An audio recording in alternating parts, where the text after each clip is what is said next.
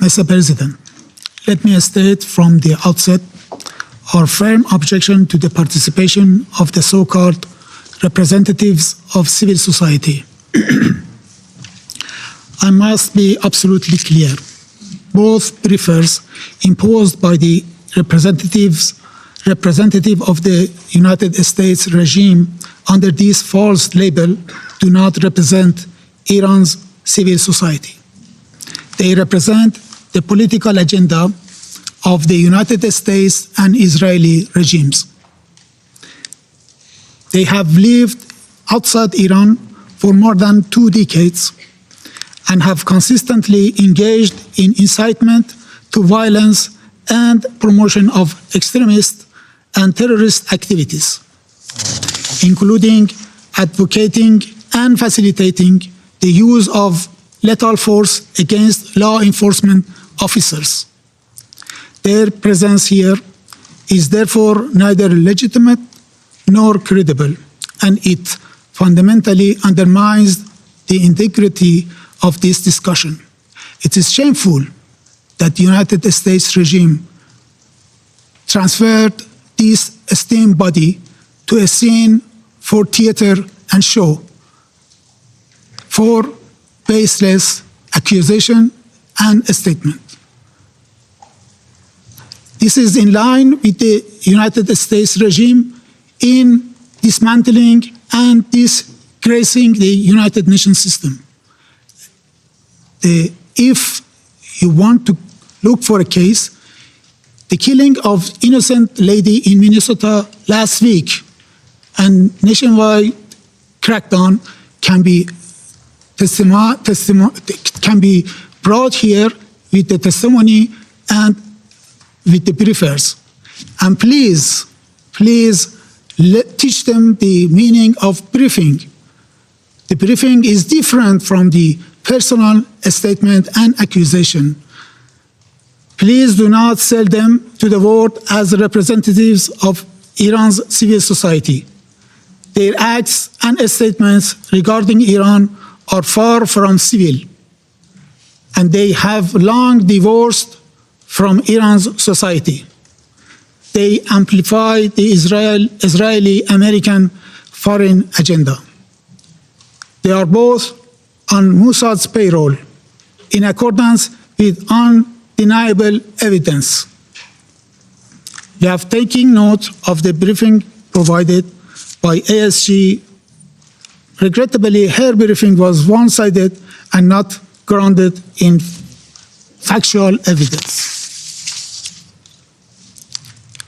Mr. President, I wish to extend my deepest condolences and sympathy with a heavy and grieving heart to the brave people of my country and to the families of many victims. In recent weeks, Iran has lost numerous innocent civilians and devoted members of its security and law enforcement forces. Many of our young people were brutally murdered in acts of extreme violence resulting from the atrocities committed by ISIS. Many of our police officers sacrificed their lives in the line of duty to protect civilians and preserve public order. I speak today on behalf of a nation in mourning. It is deeply regrettable that the representative of the United States regime who requested this meeting has today resorted to lies, distortion of facts, and deliberate misinformation to conceal his country's direct involvement in steering unrest in Iran to violence.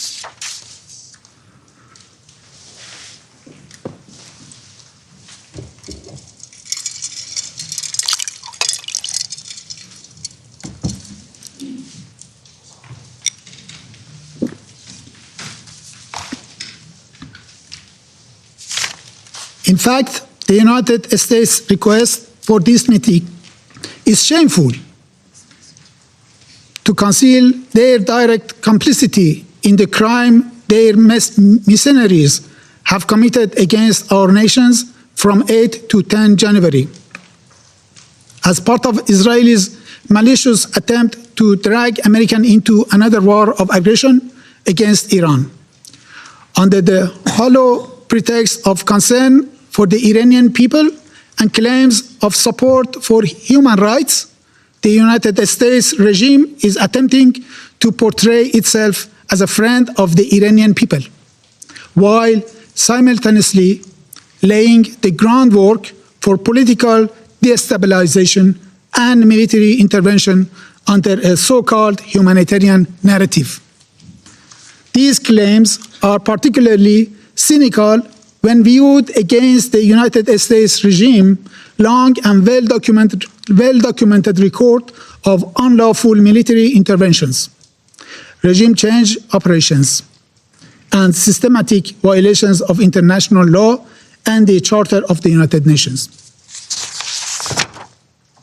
Across the world, these policies have led to mass civilian casualties, the collapse of states, prolonged humanitarian disasters, and the emergence and empowerment of extremist and terrorist groups.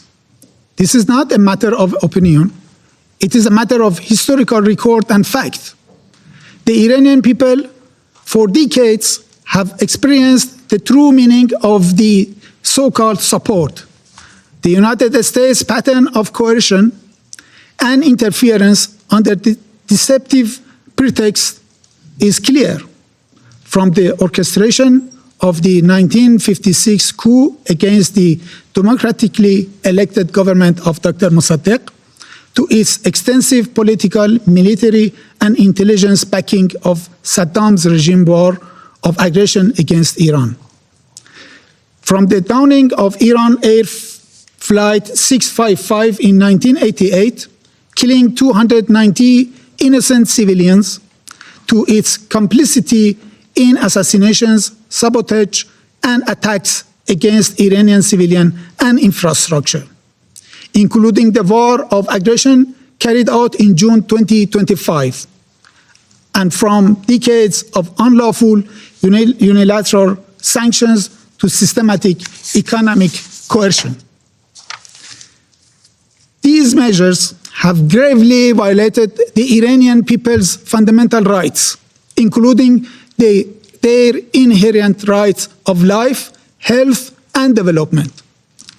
Unfortunately, several Western members of this Council, including France and United Kingdom regimes, have once again adopted their familiar double standards, while claiming to champion human rights and to support the Iranian people.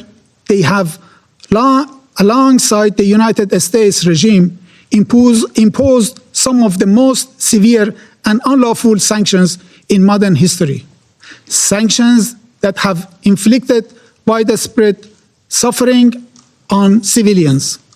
At the same time, they have failed to condemn, let alone sanction, the Israeli regime for its acts of genocide and crimes against humanity. Mr. President, between 8 and 10 January 26, the people and government of the Islamic Republic of Iran were confronted with ISIS-style acts of terrorism and extreme violence across the country. Peaceful protests that began on 28 December 2025 with legitimate economic demands were deliberately hijacked by organized armed groups and transformed into violent riots.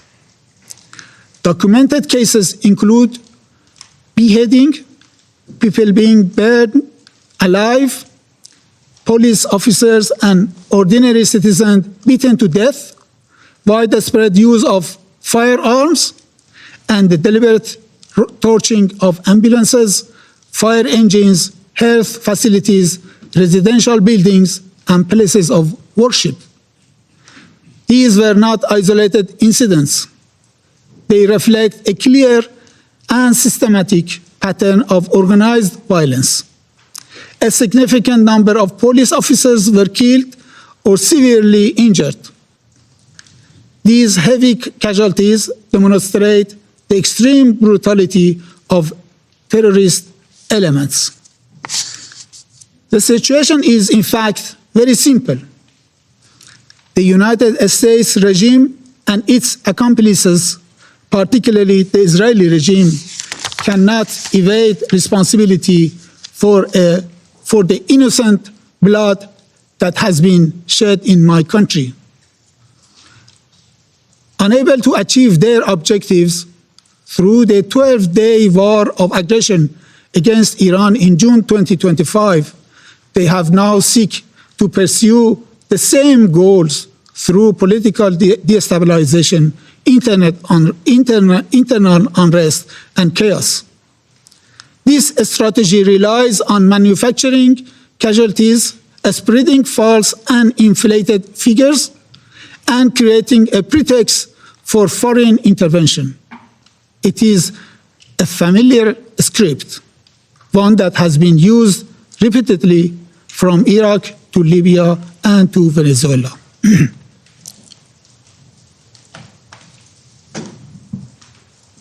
Mr. President, allow me to recall only a few of interventionist and reckless statements made by U.S. officials, which clearly demonstrates Washington's direct involvement in this unrest. On 29 December 2025, during a joint press conference with the Prime Minister of Israel regime, the President of the United States regime declared, if Iran continues with its missile program, yes, I support a strike. If they continue with their nuclear program, the strike should be immediate. He further threatened, we are going to have to knock them down. We'll knock them down. We'll knock the hell out of them. On 2nd January, former U.S. Secretary of State Mike Pompeo openly acknowledged the presence of Mossad agents among the rioters. I quote the same wording he used in his message in X.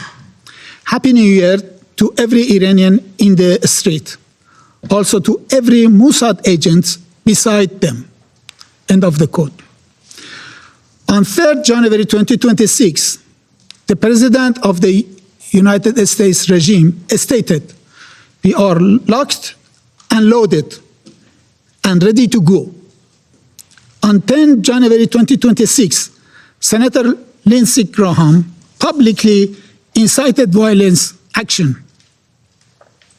stating when President Trump says, make Iran great again, it means protesters in Iran should defeat the Ayatollah.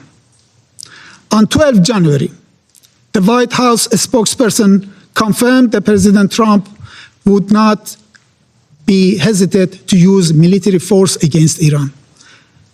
On the same day, Senator Graham declared, I quote, Iran's leadership must be destroyed. This is the best opportunity since 1779 to change the Middle East. On 13 January, the US President stated, and I quote, Iranian patriots, keep protesting. Take over your institutions. Help is on its way. And the statement of the representative of the United States regime today will be added to this list. These are not isolated remarks. They constitute explicit calls for regime change, violence, and military aggression. Mr. President, the exploitation of peaceful protest for geopolitical purposes and reckless endangerment of civilian lives fully aligned with the destructive role and unlawful unilateral sanctions have played in creating this situation. Claims of concern for human rights ring hollow when made by those who systematically violated them. 3 days ago, millions of Iranians marched to restore calm in our cities, to support law and order, and to reject reckless attempts to push our country towards civilian conflicts. President Trump chose to ignore this historic display of unity and restraint. Instead, he issued a provocative statement aimed at reinvigorating unrest, but people of Iran nationwide ignored his invitation for further violence, and this is why calm has been re-established across the country. Mr. President, any threat to use of force against the Islamic Republic of Iran under any pretext, including claims of protecting protesters or supporting the Iranian people, constitute a grave and manifest violation of international law and the UN Charter. Such unlawful actions directly breach Article 2.4, which prohibits the threat or use of force, and Article 2.7, which enshrines the principle of non-intervention.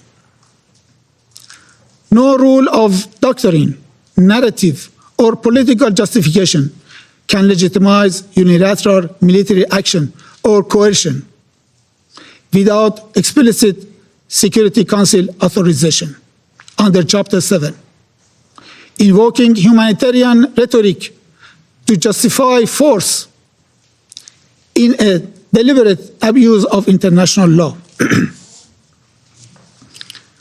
The Security Council, its members, and the Secretary General bear a clear legal, moral, and political responsibility to unequivocally reject and condemn such unlawful actions before it is too late. The credibility of the United Nations and the survival of the Charter itself now depend on whether this fundamental prohibition is upheld or eroded by one of its own permanent members.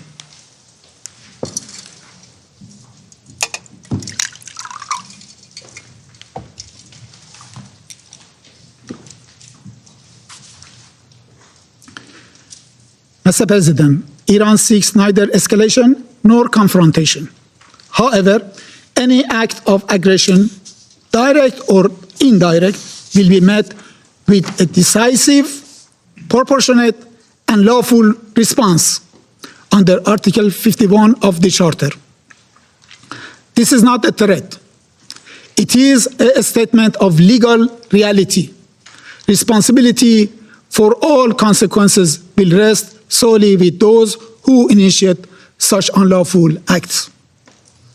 Mr. President, the government of the Islamic Republic of Iran remains fully committed to its human rights obligations, including the right to peaceful protest. It has exercised maximum restraint while fulfilling its duty to protect its people and preserve public order. However, the incitement to violence, encouragement of internal destabilization, and explicit threat of military action against a sovereign member states constitute a threat to international peace and security within the meaning of Article 39 of the Charter. In conclusion, Mr. President, we categorically reject all politically motivated accusations made today against my government. The facts on the ground contradict the fabricated narratives presented by the United States regime and its allies at this meeting. U.S. fabrications of the senseless killing of protesters neither reflects reality on the ground nor would it whitewash Americans' crimes against the great people of Iran. The allegation that the government of the Islamic of Iran has killed peaceful protesters is quite distortion of the facts on the ground. What the Iranian security forces did confront firmly and responsibly were armed ISIS-style terrorist cells and violent separatist groups funded and armed by a few foreign entities, including the Israeli regime.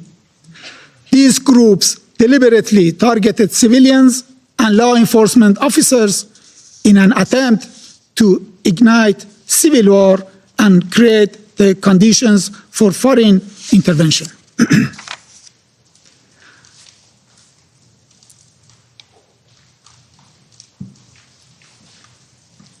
The claim that internet restrictions were imposed to conceal harm to our own people is equally false. On the contrary, temporary limitations were necessary to protect Iranian nation from evil operations that foreign agents, including Israeli one, are conducting against the safety of the nation.